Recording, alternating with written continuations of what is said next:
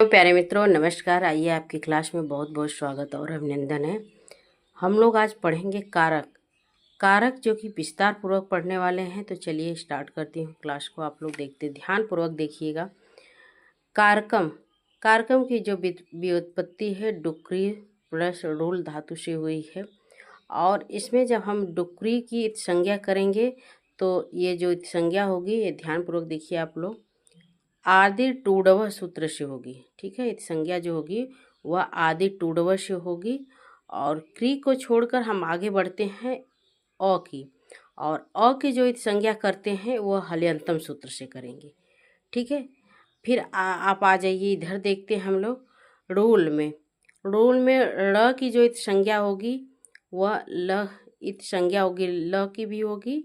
और तो ल की संज्ञा अगर करते हैं तो चुटु सूत्र से करेंगे।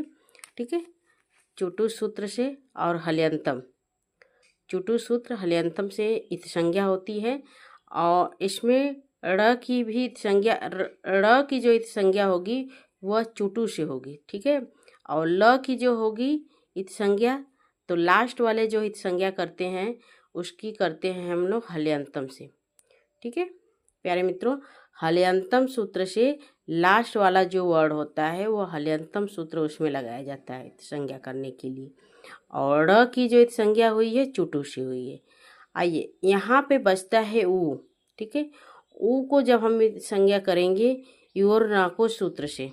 ठीक है, योर नाको सूत्र से ऊ, तो इसमें जो बचेगा वो अक बचेगा। ठीक है, आइए अक इसमें बचता है। और इसमें देखिए मैं क्री की नहीं की थी। ठीक है, क्री को मैंने बताया नहीं था आप लोग को। देखिए क्री, आज ये क्री को देखते हैं। तो क्री को जब इसमें री की जब हम संज्ञा करेंगे तो री वृद्धि आर करके या और इस सूत्र इसमें लगेगा अड़ो इति सूत्र। ठीक है, मैं आशा करूँ समझ में आ रहा है आप लोगों को कौन सा सूत्र लगेगा, अड़ो इति सूत्र। ठीक है, तो जो इसमें जो बचेगा कार प्लस अक बचेगा, अक ये बचेगा इसका और कार इसका, तो बनेगा हमारा जो कारकम।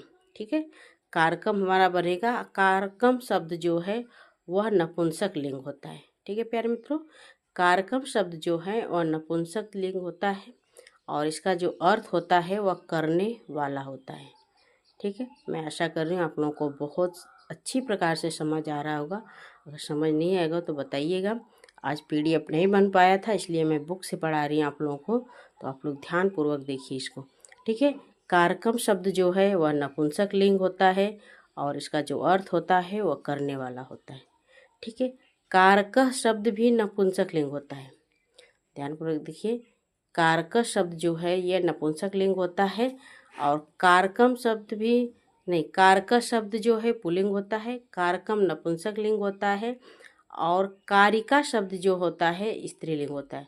ध्यान से देखिए, कारक शब्द जो है पुल्लिंग है, कारकम शब्द है नपुंसक लिंग है और कारिका शब्द जो है वह है स्त्रीलिंग। ठीक है, तो मैं आशा कर रही हूँ कि आप लोगों को कारक शब्द की व्युत्पत्ति समझ में आ गई होगी। आइए आगे चलते हैं कारक की परिभाषा। तो देखिए कारक की परिभाषा है, यहाँ पे हेडिंग दी हुई है कारक की परिभाषा। प्रिय भाई बहनों आगे देखते हैं हम लोग परिभाषा क्या होगी। क्रिया जनकम कारकम। ठीक है, क्रिया जनकम, क्रिया का जन्म जिससे होता है उसको कहते हैं कारक। क्रिया जनकत्वम कारकत्वम, क्रिया को जन्म करने या क्रिया का जनक जो है वह कारक कहलाता है। ठीक है, आइए आगे देखते हैं। साक्षात क्रियान्वय अपि कारकत्वम, साक्षात जिसे क्रिया का जन्म होता है वह होता है कारक। साक्षात क्रियान्वितम कारकत्वम, जिसका क्रिया के साथ साक्षात संबंध होता है।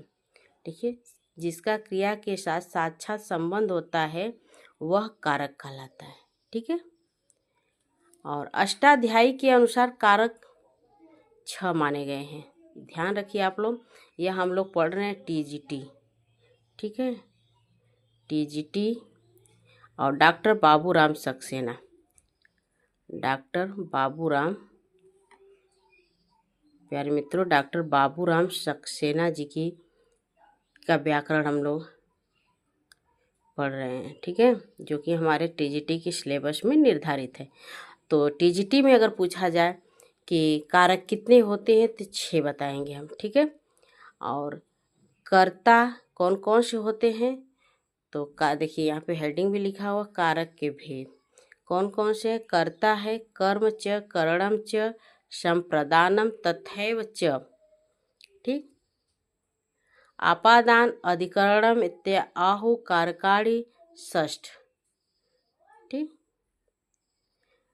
तो करें कि कर्ता कर्म करण संप्रदान और आपादान और अधिकरण, ये 6 जो होते हैं ये कारक होते हैं। और आइए अष्टाध्यायी के अनुसार क्रम क्या है। अष्टाध्यायी के अनुसार कारक का जो क्रम क्या होता है, तो सबसे पहले आता है आपादानादि कारकम, अर्थात सबसे पहले जो पहला कारक होता है अष्टाध्यायी में वो हमारा है आपादान। प्रश्न बन सकता है कि अष्टाध्यायी में सबसे पहला कारक कौन सा होगा, तो आपादान याद रखिएगा आप लोग। आपादान के बाद आता है संप्रदान। देखिए यहाँ पंचमी विभक्ति, पंचमी के बाद चतुर्थी, फिर तृतीया करण आता है, फिर आ जाइए देखिए चतुर्थी में है अधिकरण, फिर पंचमी में है कर्म, छठवां है कर्ता, ठीक है। तो सबसे पहले आएगा आपादान, संप्रदान, करण, अधिकरण, कर्म, कर्ता, ऐसे भी याद कर सकते हैं आप लोग। आपादान, संप्रदान, करण, अधिकरण, कर्म, कर्ता, ठीक है। में देखिए संस्कृत में संबंध तथा संबोधन को कारक नहीं माना गया है, नहीं माना गया है, ठीक है, क्योंकि उनका क्रिया के साथ सीधा संबंध नहीं होता है, ठीक है। तो आज के लिए इतना प्यारे मित्रों, नमस्कार। कल अगली क्लास में हम लोग देखेंगे, जैसे वीडियो तैयार होता है तो मैं विस्तार पूर्वक हम लोग अच्छी प्रकार से देखेंगे। तो इतना आप लोग ज़रूर पढ़ें और क्लास को अधिक से अधिक शेयर करें, लाइक करें। जो लोग नए हैं प्लीज़ चैनल सब्सक्राइब कर लीजिए ताकि डेली की क्लास आपको प्राप्त हो, कोई भी क्लास मिस नहीं हो। जय हिंद, नमस्कार।